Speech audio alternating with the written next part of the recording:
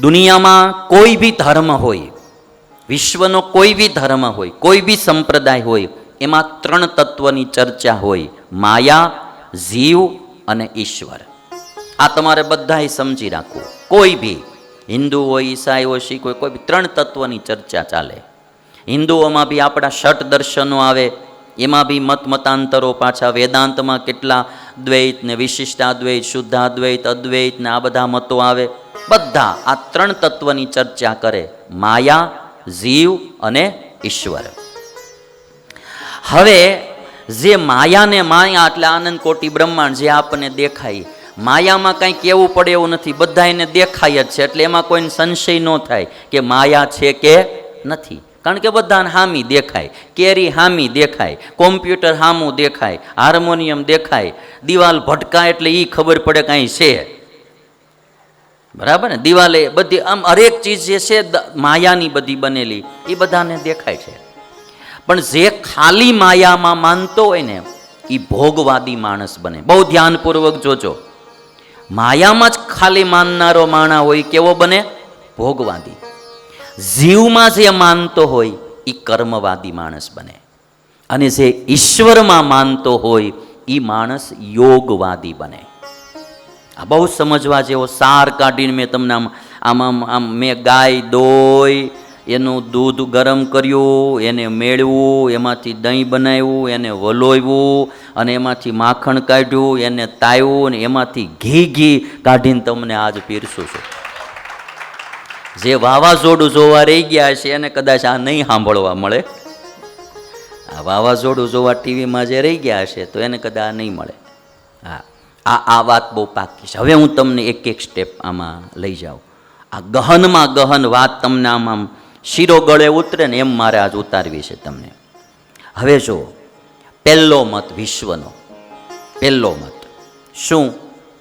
માયામાં માને છે પણ જીવમાં માનતા નથી, ઈશ્વરમાં માનતા નથી. આ પહેલો મત વિશ્વનો, કે જે માયાને માને છે, આજે આ દેખાય અને માને છે, જીવમાં માનતા નથી. એ એવું નથી માનતા કે શરીરથી જુદો જીવ છે, શરીરથી જુદો જીવ છે એવું નથી માનતા. આ પહેલો મત છે એને નાસ્તિક મત પણ કહેવામાં આવે છે. એ કેવલ આ લોકને જ માને છે. એ બીજું કાંઈ, એ પરલોક માનતા નથી, જીવમાં માનતા નથી, ઈશ્વરમાં માનતા નથી. સૌથી પહેલું તો આ શરીરથી જુદો આત્મા છે એવું એ માનતા જ નથી. બરાબર? એનો તર્ક એવો છે કે જેવી રીતે આ પાંચભૂતનું શરીર બનેલું છે, તો હવે આ ચેતનવંતું કેમ બન્યું? અને મરી જાય છે માણસ ત્યારે પાછું એ હાલતું ચાલતું નથી, તો આનું કારણ શું? તો એ લોકો એવો તર્ક આપે કે જેવી રીતે દારૂ બનાવો તમે તો શરાબ બને, એ શેમાંથી બને? તો અમુક બધા પદાર્થોમાંથી બને. ગોળ હડેલો હોય, દ્રાક્ષ હોય, આ તે બધી વસ્તુઓ બધી ભેગી કરે અને એમાંથી બને. હવે એ બધી વસ્તુ ભેગી થાય એમાંથી શરાબ બને. શરાબમાં કેફ આવે, શરાબમાં એક નવી શક્તિ ઉત્પન્ન થાય જેને કેફ ચડ્યો એમ કહેવાય. એ મૂળ રો મટીરિયલમાં એ કોઈ ચીજ ન હોય કેફ એવો, ગોળમાં કે દ્રાક્ષમાં કે એમાં એ ન હોય. પણ આ બધું ભેગું કરો અને એને હડાવો એટલે એમાંથી એક પ્રકારની નવી શક્તિ ઉત્પન્ન થાય.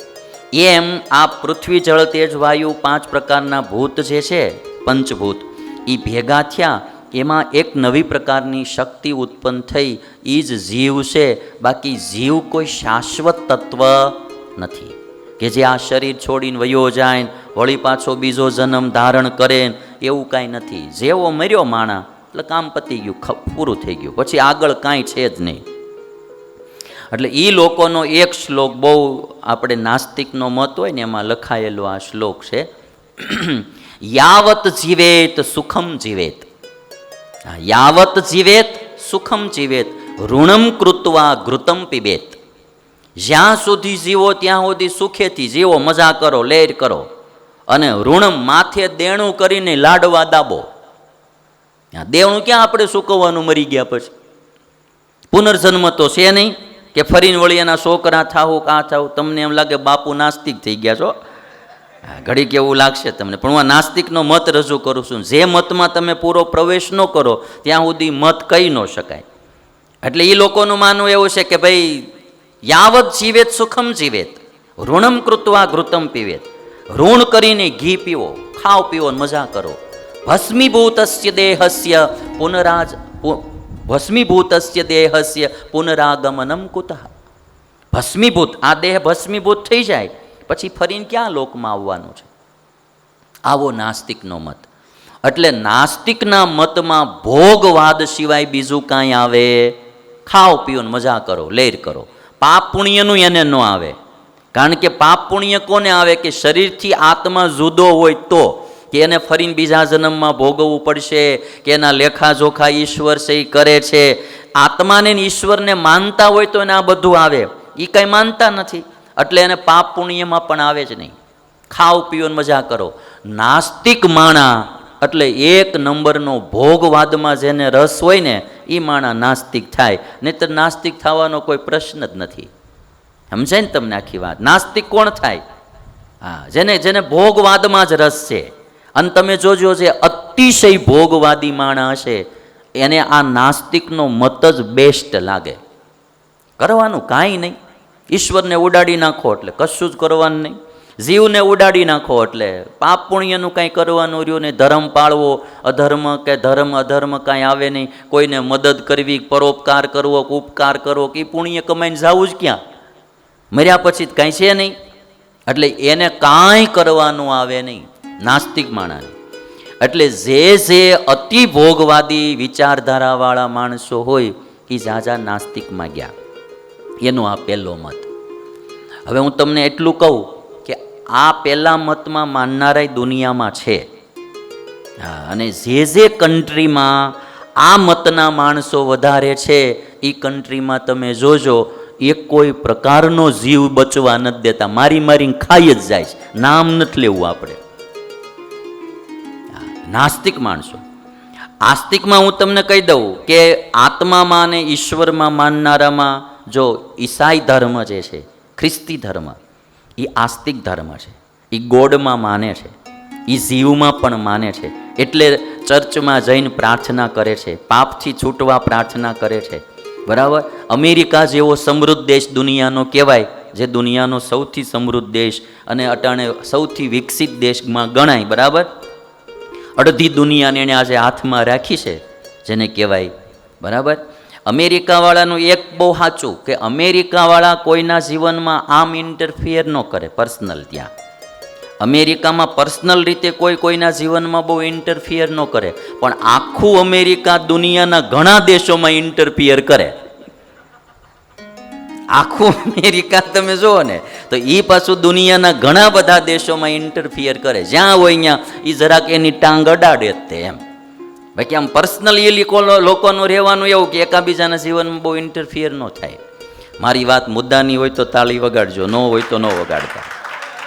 બોલો નિખિલભાઈ, ભલે અમેરિકામાં તમે રહ્યા પણ તાળી વગાડો છો એટલે વાત ગમી તો હશે મારી.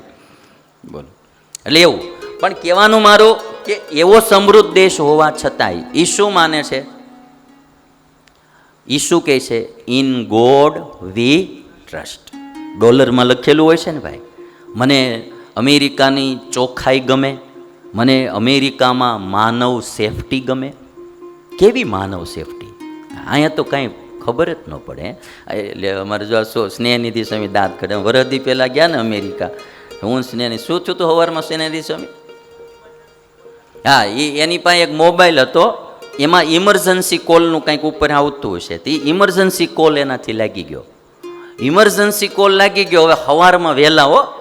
હા, જેની ઘરે જે ભગત આપણે ગિરીશભાઈની ઘરે ઉતારો હતો ન્યૂજર્સીમાં, ગિરીશભાઈની ઘરે ઉતર્યા હતા ને વહેલી સવારે એનાથી ઇમરજન્સી કોલ લાગી ગયો. 3 મિનિટમાં તો પોલીસ આવી ગિરીશભાઈની ઘરે. 3 મિનિટ નહીં થઈ હોય, કાં 2 જ મિનિટ થઈ હતી ત્યાં તો પોલીસ આવી. દરવાજો ખખડાયો તો ભાઈ શું છે? તો કે ભાઈ કાંઈ છે નહીં. એને એમ કે કંઈક મુશ્કેલી હોય તો ઇમરજન્સી કોલ કર્યો હોય ને કે શું છે? તો કે ભાઈ કાંઈ છે નહીં. પછી તો ગિરીશભાઈ વાત કરે તો કે ના, પણ ક્યાંયથી કોલ આવ્યો. એટલે એ કેટલું પાછું વિચારે. તમે કોઈને દાબમાં રાખ્યો હોય અને એણે ઇમરજન્સી કોલ કર્યો હોય ને પછી તમે એને બોલવા ન દેતા હો તો નહીં, એમને લેખિતમાં આપો એમ કે ભાઈ અહીંયા કોઈ પ્રશ્ન છે નહીં. પછી એવું કંઈક કરાવ્યું ને એને એ જરા લખાયું પછી ગયા, એમ ન જાય. આપણે ત્યાં મરી જાય તો પછી આવે. બોલો, એટલે માનવ સેફટી બહુ, ચોખ્ખાઈ બહુ. અને સૌથી વધારે અમેરિકાની વાત આપણને ગમે તો એ બિન સાંપ્રદાયિક દેશ છે, પણ એના એક એક ડોલરમાં લખેલું હોય in God we trust. In God we trust. ભગવાનમાં અમને વિશ્વાસ છે, ભગવાનમાં અમને ભરોસો છે. હવે આ કેટલી મોટી વાત. આપણે આમ બહુ ધાર્મિક ને એવો દેશ કહેવાય, પણ આપણી કરન્સીમાં આપણે એ ન લખીએ કે આપણે ગાયોના ફોટા, આપણે શું ઓલા ગધેડાના ફોટા મૂકી શકો, પણ તમે ભગવાનનો ન મૂકી શકો. જ્યાં ઇન્ડોનેશિયાવાળા એની કરન્સીમાં ગણપતિનો અને વિષ્ણુનો ફોટો મૂકે, આખો ઇસ્લામિક દેશ છે, એની કરન્સીમાં ગણપતિનો ફોટો જોવા મળે અને વિષ્ણુનો ફોટો જોવા મળે, એ બધું મળે. ત્યાં રામલીલાઓ ભજવાય છે બાલી પ્રદેશમાં ને એમાં, બરાબર. અહીંયા આપણા પાછા બહુ બિન સાંપ્રદાયિક થઈ ગયા. આપણી મૂળ સંસ્કૃતિ હોય તો ન આવે. એટલે અમેરિકાનું એ આપણને ગમે. એટલે ક્રિશ્ચન ધર્મ આસ્તિક છે, બરાબર. ઇસ્લામ ધર્મ આસ્તિક છે. હા, એને જે અલ્લાહમાં ફેઇથ, એ તો ગજબનો એમ તમારે. એટલે તમે જો જેટલી ઇસ્લામિક કન્ટ્રી હશે એમાં સૌથી વધારે કડક કાનૂન હોય ને તો ઈશ નિંદાનું કાનૂન છે. ઈશની નિંદા કોઈથી થાય જ નહીં. ઈશ્વરની નિંદા કોઈથી, અલ્લાહની જે એને ખુદા કે અલ્લાહ કે, પણ એની નિંદા કોઈથી થાય જ નહીં. કુરાન શાસ્ત્ર અને એની ગરિમા, એ બે વિશે તો કોઈથી કાંઈ બોલાય જ નહીં. એટલે મારે તમને આસ્તિક નાસ્તિકની વર્લ્ડ લેવલે શું સંખ્યા છે એ મારે બતાવી. એટલે ઈસાઈ ધર્મ, ખ્રિસ્તીઓ આસ્તિક છે, ઈશ્વરમાં જીવમાં માને છે. મુસ્લિમો એ બી આસ્તિક છે, એ ઈશ્વરમાં અને જીવમાં માને છે. આપણે હિન્દુઓમાં બી ઝાઝા બધા જ તે જીવમાં અને ઈશ્વરમાં માનનારા છે.